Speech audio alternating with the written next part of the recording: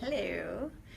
I am live on Facebook today because it is International Women's Day, and it's time for all of us women to celebrate whatever that means to us, because we're all unique, we're all individuals, we're all originals, and quite frankly, I think that women are the most unbelievable creatures on earth, considering all of the things that we are capable of doing, and I just really believe that women are pretty amazing, and I'm proud to be one. That's not to say men aren't. But today we're celebrating women. And I can't tell you how proud I was that my day started off, first of all, taking my little girls to school and listening to them. I have 3 daughters. They are 10, 8, and 6. And listening to them in the car and hearing their views on the world and how, how they look at things differently than how I did maybe as a child. And there are no boundaries on them. There are no ceilings. There are no limits. They can be anything they want to be. And that's true for all of us. You just have to believe in yourself and work hard, and it's about setting goals to achieve, where you want to get to and setting strategies to get to those goals. Hunter, my husband, Paul, whatever you want to call him, he always talks about the difference between a dream and a goal, because a dream is something that you just think about. A goal is something you actively try to attain, and I think it's a big difference. But so I get home, and at 9:15 in the morning, there on MSNBC is my mother, Linda McMahon. She's the administrator of small business, and she's a part of President Trump's cabinet. And for her to be a part of the cabinet of the United States of America is just absolutely incredible. My mom has inspired me in so many ways. She is such an incredible role model. And to hear her, the first thing that comes up is she wishes the anchor, also named Stephanie, happy, International Women's Day. And what did she talk about? She talks so much about women-owned businesses.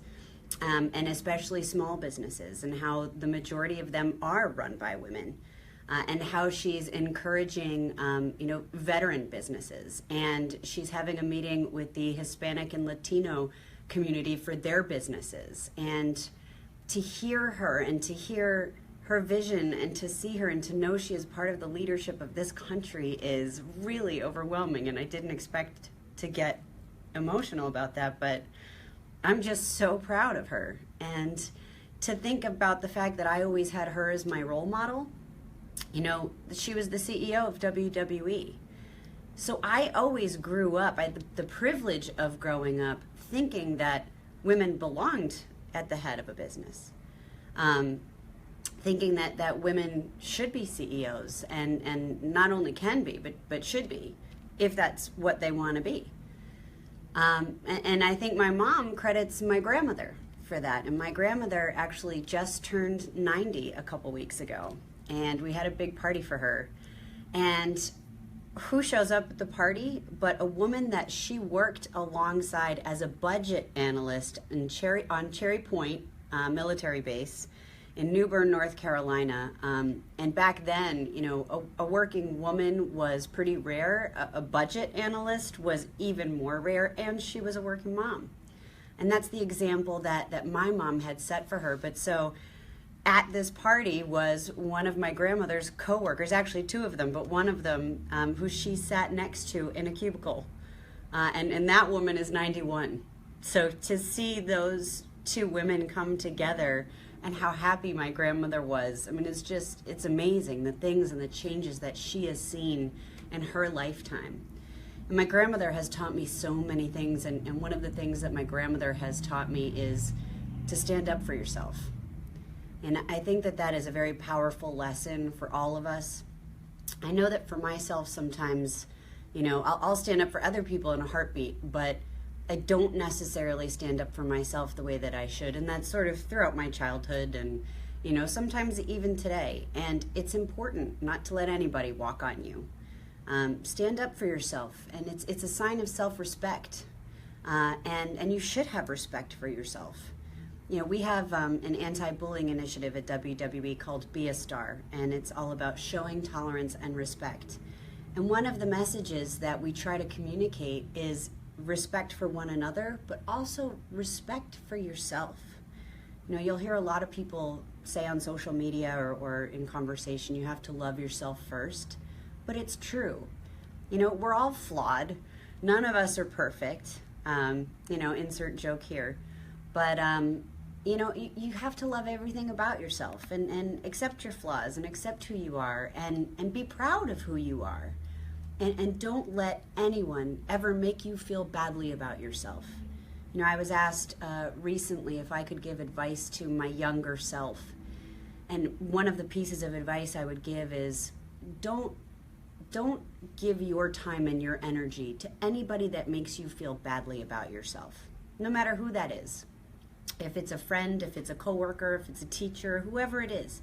If somebody makes you feel badly about yourself, don't give them any attention. It's a waste of energy. Negativity is such a waste of energy. You need to focus on the positives. Give your time and energy to the people who make you feel good about yourself, because that's going to make you even better. Charlotte Jones Anderson is the chief brand officer for the Dallas Cowboys, who I had the privilege of working with last year for WrestleMania, which was at AT&T Stadium in Dallas, Texas. And she and I did a lot of different interviews together, and one of the things that she said that I loved was, you always have to be your best version of yourself when you walk in the room. And I really loved that. I thought that, yes, it makes all the sense in the world, but to hear it positioned that way, you're right. I should always try to be my best version of myself. So I thought that was great advice, at least for me. I made a couple notes here to prepare for this. Eleanor Roosevelt is another woman that absolutely inspires me. She has a couple great quotes, and she lived by her example. And one of the things is, you must do the things you think you cannot do. And I think that this is tied to do one thing every day that scares you. So there I was, WrestleMania last year, which I just referenced. We broke our own attendance record. It was over 101,000 people. And I was a part of my husband, Triple H, as part of his entrance. And he was wrestling as the WWE champion in the main event for what would probably be the last time that he was competing in the main event as the champion. On the 20th anniversary of his first appearance at WrestleMania, in the event my father created. And I was there for WrestleMania 3 when we first broke the attendance record at 93,173 people. At the time that actually set the entertainment attendance record. It was subsequently broken. And then we broke our own attendance record. And to think about being a kid in that audience and now performing in front of a record-breaking audience, it was overwhelming. And suddenly I had a massive panic attack. John Cena and The Rock were in the ring. They were up right before us. And I had this whole dialogue that I had to memorize. And it was like a 2 to 3 minute speech, but it was really important part of the entrance. And suddenly I blanked. I forgot everything I was supposed to say. And I could feel my heart, beating up in my chest. I could hear my heart beating in my ears. My mouth was bone dry. I was like, oh my God, I can't do this. I can't do this. And then Eleanor Roosevelt went through my head. And I thought, you have to do the things you think you can't do. And then I really thought, do something that scares you. And the meaning behind that is, what an opportunity I was about to have. I mean, what an incredible privilege to be able to go out in front of all of those people and have the chance to perform. And not only that, but to introduce my husband, again, in the event my father created. Like, what an opportunity. I would have really, truly regretted it if I didn't take full advantage. And I said to myself, you have to own this and go out there and absolutely soak it all in. And it's so important to feel it. You have to feel those moments, live in those moments, experience them. Life is meant to be lived. Life is not meant to be watched. You're meant to live your life. And again, whatever that means to you, because all of us are different. Maya Angelou, she again is another one of my heroes. And a couple of great quotes from her that have helped inform my life and my business. People will forget what you said. People will forget what you did. But people will never forget how you made them feel. And I have seen that in practice throughout my life. You know, people may not remember particular words. They may not remember the context of what you said, but that's that whole notion of a first impression, right? They'll remember how you made them feel.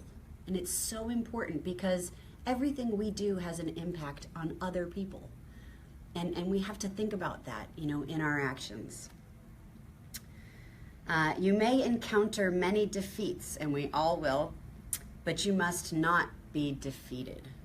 You know, what a great quote that is, too, because that's, you know, that's also on par with you're going to get knocked down, but you got to get back up again, right? And it's all about not letting those moments set you back, but learning from those moments and applying that knowledge and then moving forward. Let's see. Bonnie Hammer is the chairman of NBC Universal Cable, and Bonnie is one of my mentors, and one of the key lessons that she's taught me is it's okay not to have all the answers, and that you have to trust your teams. And you know, my dad has always taught me, and my mom, that you want to hire people who are smarter than you are, and you also need to solicit their advice, and you need to listen. That's one of my key learnings there. You always need to listen and learn and trust in your teams. Because if you empower your teams, if you empower your friends, if you empower those around you, you will all rise to the occasion. And in terms of my prepared remarks, I'll end on, you know, my 3 daughters, which is how I started. And I was in the car the other day, and I could, they'll be upset if I don't name each one of them, so I actually wasn't prepared to think about quotes from each of them, but I'll start with Murphy, who's my 8-year-old. And we were driving in the car one morning on the way to school, and it was really ugly out. It was gray, it was raining, it was like the bleak of winter. And Murphy kept looking out the window. And my other 2 daughters were otherwise engaged, but I kept noticing Murphy just staring out the window. And I wondered what she was thinking about. And I asked her if she was okay. And without looking at me, she said, "Mama, isn't it a beautiful day?" And I said, "You know what, Murphy? It is a beautiful day." I mean, just think about that perspective, right? Here's a child who is not jaded, who's just looking out and seeing all of the beauty and wonderment in the world. Regardless of the fact that it's raining, she thinks the rain is beautiful, and it should be. It's just a reminder that life is all about perspective. It's how you look at things.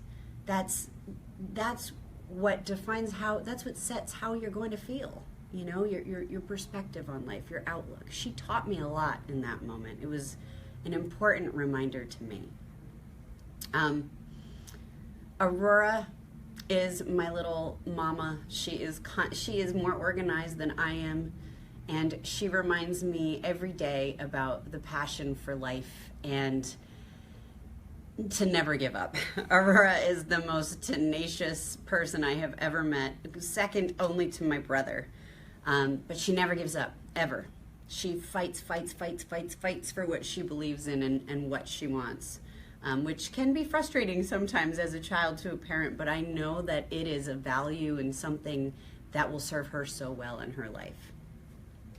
And my littlest one, Vaughn, oh my goodness, she is something else. She just has such an incredible personality. She's smarter than me already. And I think from Vaughn, my biggest lesson right now, and I'm sure she'll teach me many more as our kids teach us lessons forever, but I think the biggest lesson that she teaches me is the importance of one-on-one time and giving that quality time. You know, when you're with your family, not being on your phone and constantly distracted, but looking someone in the eye and telling them that you love them and giving them that time. It's so valuable. I came home Monday night after Monday Night Raw in Chicago, and it was about 3 or 4 in the morning, and I always kiss my girls when I get home. I look forward to it so much. And Vonnie woke up, and she just wrapped her little arm around me. She just hooked me and held me close. And she said, "Mama, I love you. Will you cuddle me?" And it was just so precious. I mean, those precious moments, that's what life's all about. And how lucky I am to have that opportunity, to be the mother of these 3 girls. You know, my daughters inspire me and empower me, and you know, hopefully they will have a future that has no boundaries. You know, hopefully that will continue, and it takes men and women and all of us to lead that way. And there are so many people working on making that happen for our future and for us now. And you know, I want to say thank you to all of those leaders and all of those people, women and men, who are making a difference. And celebrating International Women's Day today, you know, how much that means, especially right now in our world, let alone our society. So I think that's pretty much a lot, right, to say. And, you know, I'd be remiss if I didn't mention the woman holding the phone, Laura Petroselli. And she's shaking her head, and she loves to be acknowledged publicly, but another incredible woman who inspires me, to say the least. So what time are we at? I think we're good. We're good? All right. So I didn't answer any questions on Twitter. We got one good question here. Are there any other women in power at WWE? Oh, yes. There are a lot of women. Actually, Michelle Wilson is our Chief Marketing and Chief Revenue Officer, and she is a Harvard MBA. She came to us. She was the Chief Marketing Officer at USTA, and she also came to us prior to that from the NBA. And Michelle is I've learned a lot from Michelle. She's so smart. She's so strategic. She is a key leader here at WWE, responsible for a whole host of initiatives, including marketing, revenue, as I mentioned, consumer products, our network. She has a number of different responsibilities. Honestly, I don't know how she keeps it all straight. And she's just one example. Is there another one? Another question? I think a good question to wrap on is, you know, what's coming up next for you, Steph? Ooh, what's coming up next for me? Just focusing. What's that? What? Oh, you mean immediately? Yeah. I thought you meant like longer term. So immediately what's coming up is South by Southwest. I'll be headed down there. Again, actually, Michelle will be speaking on a panel as well. John Cena is doing the keynote on Monday, and I'm doing a panel with partners from Facebook, ESPN, and Mashable. And that's on Sunday afternoon. And I think we're going to try to Facebook live stream that panel. So we're very excited about that. Hopefully you'll join us and tune in.